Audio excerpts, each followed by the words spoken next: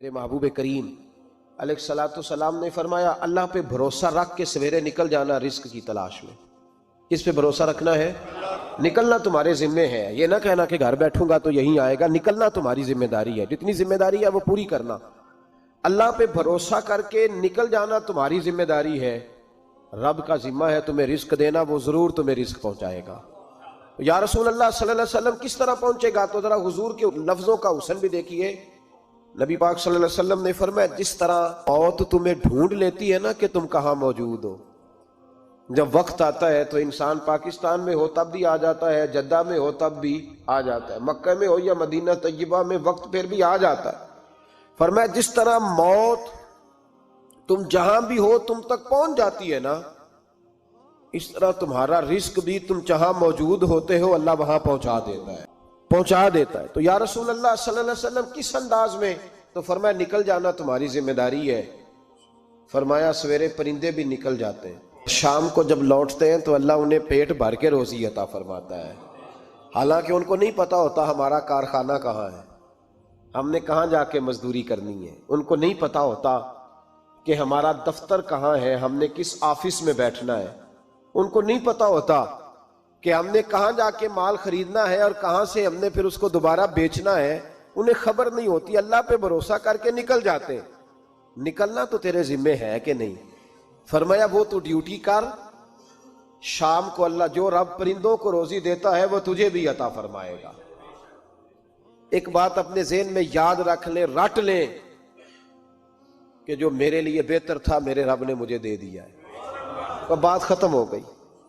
بس وصل اچھا ہے نہ فراق اچھا ہے، یار جس حال میں رکھے وہی حال اچھا ہے۔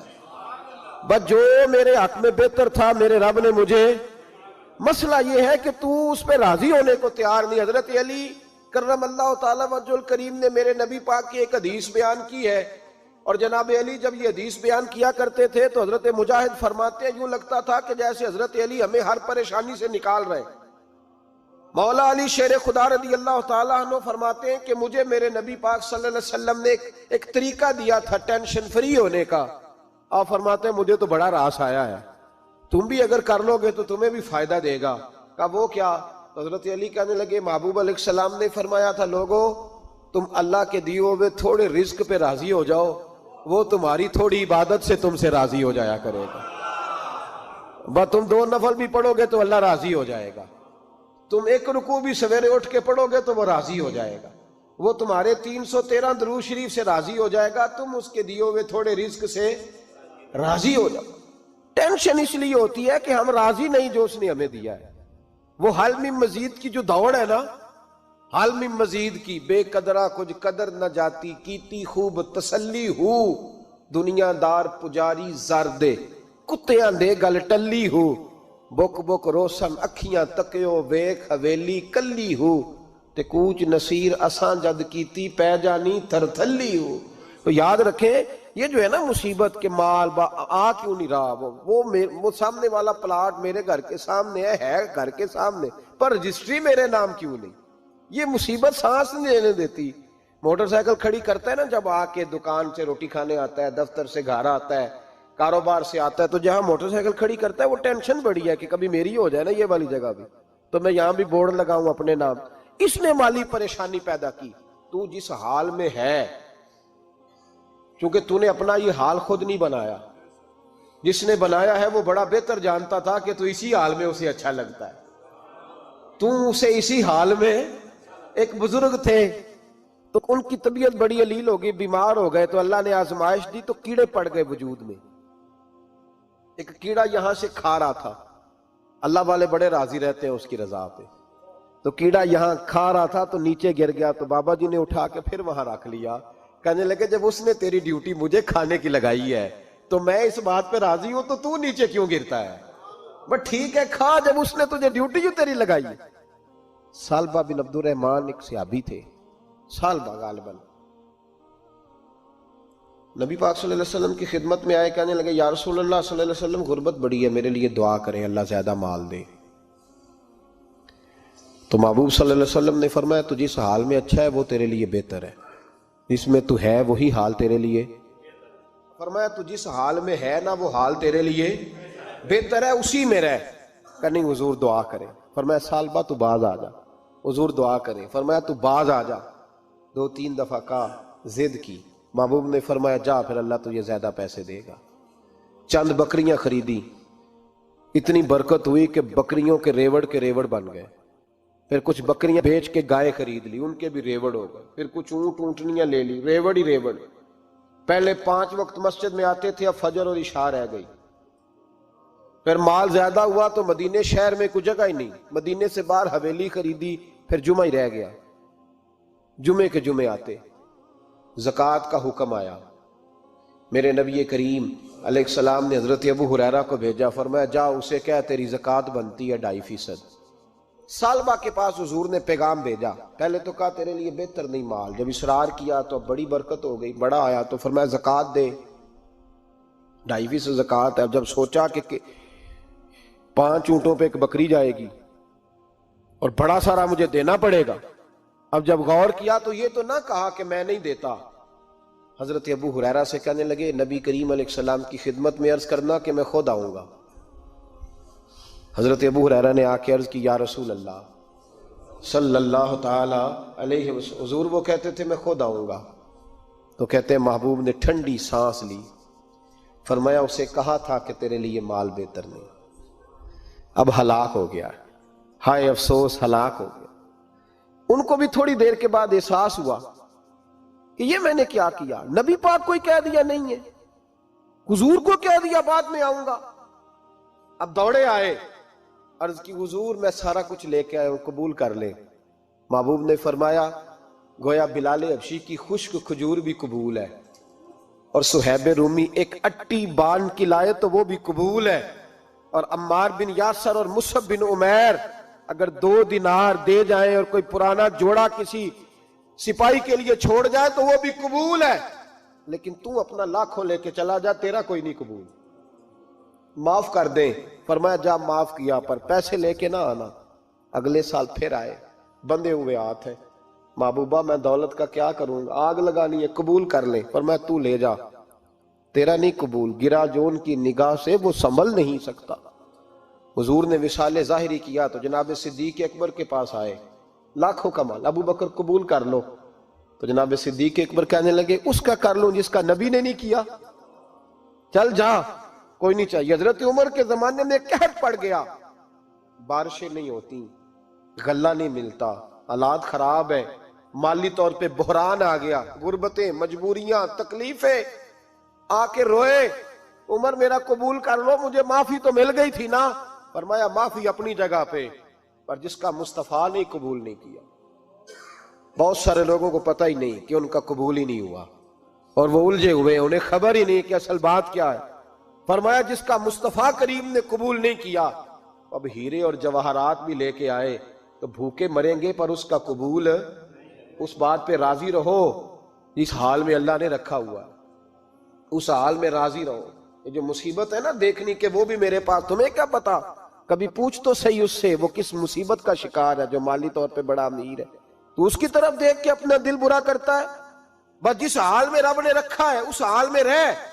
حضرت عثمان غنی کے زمانے میں تو وہ وصال کر گئے, لیکن بھائی تو جس حال میں تیرا رب تجھے رکھتا ہے اس حال میں رہ, تیری مالی پریشانیاں ختم ہو جائیں گی. اور پھر مالی پریشانیوں کے کچھ اور اسباب بھی ہیں. امام شافعی فرماتے ہیں جن گھروں میں لوگ فجر کی نماز کے وقت سوئے ہوتے ہیں ان گھروں میں رزق نہیں آتا. آپ فرماتے ہیں فجر کا وقت اللہ کے دینے کا وقت ہے, اس وقت اللہ بانٹتا ہے. حضور صلی اللہ علیہ وسلم کا فرمان ہے نا حدیث میں کہ تہجد کے وقت اللہ پہلے آسمان پہ نزول جلال فرماتا ہے جو اس کی شان کے لائق ہے تہجد کے وقت, اور وہ کہتا ہے مانگو میں تمہیں عطا کروں گا. لینے کی باری آئے تو بندہ سمیٹ سماٹ کے اندر گھس جائے. ہمارے ہاں یہ ہوتا ہے کہ عشاء کے بعد بچے بیٹھتے ہیں موبائل لے کے, تہجد کا وقت آتا ہے تو ان کی آنکھیں بند ہونی شروع ہوتی, تو لینے کے وقت تو سویا تھا, ذرا مسئلہ کیسے حل ہوگا بھائی. جب کوئی آدمی خیرات بانٹ رہا ہو تو جو پیالہ پیچھے کر لے اسے ملے گا. کہتے اس وقت آنا جب میں بانٹ رہا تھا, اب تو کدھر آ گیا ہے. مثال دے رہا ہوں. تو فجر کا وقت مانگنے کا ہے, تو ساری رات تو گزر گئی گیمیں کھیلتے, ٹی وی دیکھتے, اور جو لینے کا وقت تھا تو سو گیا. تو کیسے آئے گا تیرے پاس؟ تو اٹھے سویرے، بندوں سے مانگ کے دیکھ لیا، بڑی عزتیں خراب ہوئی، فجر کا وقت اٹھ کے جھولی پھیلائیں۔ میرے رسول پاک علیہ السلام فرماتے ہیں، رب فرماتے ہیں جب بندے میرے آگے جھولی پھیلاتے ہیں مجھے شرم آتی ہے، کیسے خالی واپس کر دوں؟ تو اس کے سامنے جھولی پھیلائیں سویرے اٹھ کے، رزق میں برکت ہوگی۔ اور پھر ایک اور بات، پانچویں بات، رزق میں تنگی اس وقت ہوتی ہے جب ہم مال غلط جگہ پہ خرچ کرتے ہیں۔ اللہ مال دیتا ہے اپنے فضل سے، اور جب ہم اسے ضائع کریں، مثال دیتا ہوں، میرے پاس ایک شخص نے آ کے کہا حضرت جی بچی کی شادی ہے، یا میرا گھر میں کوئی بیمار ہے، یا بڑی آزمائش ہے، 10,000 کی ضرورت ہے، میں نے تھما دیا اس کو۔ پھر مجھے بعد میں پتا چلا کہ اوہو وہ تو عیاشی کر رہا ہے پیسوں سے، وہ تو چلا گیا کہیں گھومنے اور فلاں ہوٹل میں، مہنگے ہوٹل میں بیٹھ کے کھانا کھا لیا، تو میرے دل پہ کیا گزرے گی اس شخص کے بارے میں؟ بلا مثال و بلا تشبیہ سمجھانے کے لیے اللہ نے مال دیا فضل سے، اور اگر عیاشیوں میں لگا دیا۔ صوفیاء فرماتے ہیں کہ اگر ایک دھیلا تو حرام جگہ پہ خرچ کرے نا، ایک دھیلا، تو 1,00,000 دینار کی برکت تیرے گھر سے اٹھ جاتی ہے، ایک دھیلا حرام جگہ پہ۔ یہ جو گونیوں پہ پیسے پھینکتے ہو حلال ہے؟ چلیں بینڈ باجا تو شادی پہ آپ نے اپنی مرضی سے بند کرنا ہے یا بجانا ہے، لیکن گونیوں پہ جو پیسے پھینکتے ہو جائز ہے؟ بولے تو وہ پھر کہتے روتے ہیں بعد میں لوگ کہ پتہ نہیں کیا ہوا، شادی کے بعد پیچھے پیچھے آئے۔ تو میں نے کہا شادی کے بعد اس لیے پیچھے پیچھے ہاتھ ہو گیا کہ شرابیں بڑی پی گئی، شادی پہ تباہی بڑی اتری، تو پھر اللہ کی رحمت ناراض ہو گئی۔ اور اس پر میں قرآن مجید کی آیت پڑھتا ہوں، رب فرماتا ہے وَمَنْ أَعْرَضَ عَنْ ذِكْرِي فَإِنَّ لَهُ مَعِيشَةً ضَنْكًا، بڑی سخت آیت۔ وَمَنْ أَعْرَضَ عَنْ ذِكْرِي، فرمایا جب تو میرے تذکرے سے، میرے ذکر سے منہ پھیر لیتا ہے، فَإِنَّ لَهُ مَعِيشَةً ضَنْكًا، تو میں تیری معیشت کو، تیرے رزق کو تنگ کر دیتا ہوں، کہ تیری زندگانی تنگ ہوتی۔ اور جس کی زندگی اللہ تنگ کرے اس کی کوئی کھول سکتا ہے؟ کہتے ہیں بڑی جگہوں پہ گیا ہوں، بڑی پھوکے مروائی، بڑے دم کرائے، حالات صحیح نہیں ہوتے، تو مسجد آ کے توبہ کر۔ وہ کہہ رہا فَإِنَّ لَهُ مَعِيشَةً ضَنْكًا، اعلان ہے قرآن پاک کا کہ جب تو میرے ذکر سے منہ پھیرے گا، روٹی میری کھائے اور پیسے لے کے عیاشی کرے، مسجد آئی نہ۔ حکم تو یہ ہے کہ جتنی جتنی نعمت بڑھتی جائے سجدے بڑھنے چاہیے، لیکن ہم لوگ سجدے کم کرتے جاتے ہیں، فرض نماز بھی نہیں پڑھتے، پھر رزق تنگ ہوتا ہے، پھر اللہ کے عدل کا نظام چلتا ہے، پھر خرابی ہوتی۔ اس لیے یاد رکھیں قرآن مجید نے حکم دے دیا کہ اگر چاہتے ہو کہ رزق میں برکت ہو تو پھر رزق دینے والے کے آگے جھک جاؤ، پھر رزق دینے والے کے آگے جھکو۔ تو مالی پریشانی کا بہت بڑا سبب یہ ہے کہ ہم مسجد کی طرف نہیں آتے، دین کی طرف نہیں آتے، پیسہ ناجائز جگہ پہ خرچ ہوتا ہے۔ غوث اعظم رضی اللہ تعالیٰ عنہ کی خدمت میں ایک شخص آیا، اس نے کہا حضور بڑی تجارت کرتا ہوں، کام نہیں چلتا۔ فرمانے لگے اب تو اللہ سے تجارت شروع کر دے۔ کیا مطلب؟ فرمانے لگے 10 کمائے تو ایک اللہ کے رستے میں دے، رب کریم اس کے بدلے میں تجھے 70 عطا فرمائے گا۔ اس نے کہا حضور اس طرح کروں؟ فرمایا تو یہ کر کے دیکھ، عبد القادر جیلانی وعدہ کرتا ہے اللہ تیری مدد کرے گا۔ غلام کہتے ہیں وہ 6 مہینے کے بعد آیا، پہلے جب آیا تھا تو پیدل آیا تھا، 6 ماہ کے بعد آیا تو 6 اونٹ تھے اس کے پاس، اور آ کے حاضر ہوا تو کہنے لگا حضور زندگی پتہ نہیں کہاں گزار دی، کاروبار کا تو مزہ ہی اب آیا ہے، اب مزہ آیا ہے کاروبار کرنے کا، اب مزہ آیا ہے۔ کہا 10 میں سے 1 دیتا ہوں، پتہ نہیں کتنا مہربان ہے۔ اور یہ آیت ہے وَيَرْزُقْهُ مِنْ حَيْثُ لَا يَحْتَسِبُ، تجھے وہاں سے دے گا کہ تیرا کبھی گمان بھی نہیں گیا ہوگا۔ روحانی معاملات کو بھی ضرور شامل حال رکھیں، اور مال مانگے اس سے جو بے حساب دیتا ہے، دنیا داروں سے نہیں مانگے، اس سے مانگیں جو دیتا ہے تو پھر بے حساب ہی دیتا ہے۔ دعا کرتا ہوں اللہ ہر گھر میں برکت پیدا کر دے، ہر گھر میں فضل کر دے۔ آخر دعوانا ان الحمدللہ۔